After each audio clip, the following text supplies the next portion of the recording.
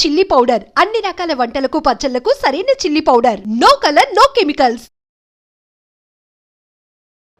మనం ఈ వీడియోలో మంగుమచ్చల సమస్యకి ఆలుగడ్డల వైద్యం అనేటువంటి చక్కటి ఆసక్తిదాయకమైనటువంటి అంశాన్ని గురించి తెలుసుకోబోతున్నాం.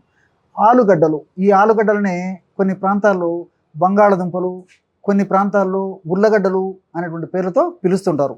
ఆలుగడ్డలైనా, బంగాళదుంపలైనా, ఉర్లగడ్డలైనా, పొటాటో అయినా పదార్థం మాత్రం ఒక్కటే.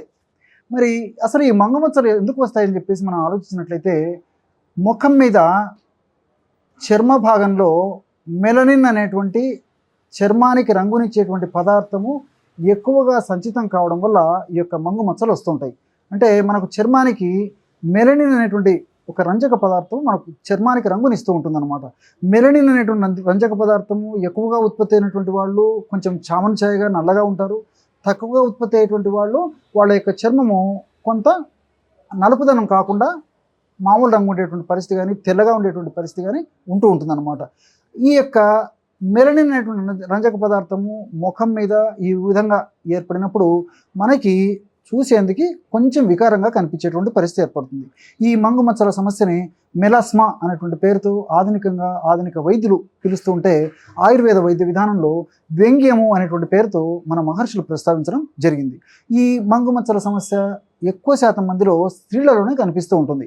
పురుషుల్లో చాలా తక్కువ శాతం మందిలో కనిపిస్తూ ఉంటుంది. నిజంగా చెప్పాలంటే ఈ మంగుమచ్చల వ్యాధి వల్ల ఇతరులకు అంటువ్యాధి కావడం కానీ, లేకపోతే ఇతరులకు సోకడం కానీ, చిన్న పిల్లలకు రావడం కానీ చాలా వరకు జరగదనమాట. అంటే ముఖ్యంగా అంటువ్యాధి అయితే కాదనమాట. ఇది కేవలము వారి దేహానికే పరిమితమైనటువంటి ఈ వ్యాధి మంగుమచ్చల సమస్య. స్త్రీలలో కూడా వివిధ రకాలైనటువంటి కారణాల వల్ల, అంటే హార్మోన్ల అస్తవ్యస్తత వల్ల, అతినీలలోహిత కిరణాల ప్రభావం చేత, అదేవిధంగా గర్భాశయానికి సంబంధించినటువంటి కొన్ని వ్యాధుల వల్ల, అదేవిధంగా బహిష్టు ఆగిపోయేటువంటి దశ ఉన్నప్పుడు, ఇలాంటి అనేక రకాలైనటువంటి కారణాల వల్ల ఈ స్త్రీలలో మంగుమచ్చలు వస్తూ ఉంటాయి. పురుషుల్లో కూడా కొన్ని రకాలైనటువంటి కారణాల వల్ల ఈ మంగుమచ్చలు రావచ్చు అన్నమాట. అంతేకాకుండా కొన్ని వ్యాధుల్లో కూడా చాలా అరుదుగా ఈ యొక్క సమస్య వచ్చేందుకు అవకాశం ఏర్పడుతూ ఉంటుంది. వాళ్ళు వాడేటువంటి ఆధునిక కృత్రిమ రసాయన ఔషధాల వల్ల కూడా ఈ యొక్క మంగుమచ్చల సమస్య కలుగుతూ ఉంటుంది.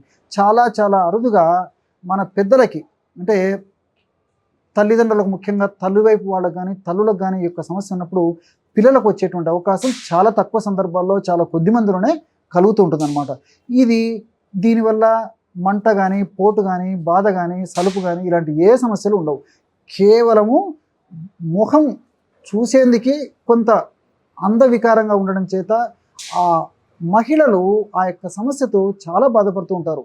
10 మందిలోకి వెళ్ళాలన్నా, 10 మందితో మాట్లాడాలన్నా, సభలు సమావేశాలకు వెళ్ళాలన్నా ప్రతిదానికి కూడా మహిళలు చాలా మానసికమైనటువంటి ఇబ్బందికి లోనవుతుంటారు అనమాట. న్యూనతాభావానికి లోనవుతుంటారు. మరి ఈ మంగుమచ్చల సమస్య తగ్గేందుకు అనేక రకాలైనటువంటి ఔషధాలు మనకి ప్రకృతి ప్రసాదించడం జరిగింది. వాటిల్లో మీరు తయారు చేసుకోదగ్గ సులువైనటువంటి ఔషధ యోగాన్ని ఈ యొక్క వీడియోలో మీకు తెలియజేయబోతూ ఉన్నాను. మరి ఆ యొక్క ఔషధం తయారీకి కావాల్సినటువంటి పదార్థాలు ఇంతకుముందే చెప్పాను కదా. మొట్టమొదటిది ఆల్రెడీ చెప్పా. ఏది చెప్పండి? బంగాళదుంప, ఆలుగడ్డ, ఉర్లగడ్డ, పొటాటో ఇంతకుముందే చెప్పాను కదా. అది తర్వాత తేనె. ఈ 2 పదార్థాలే.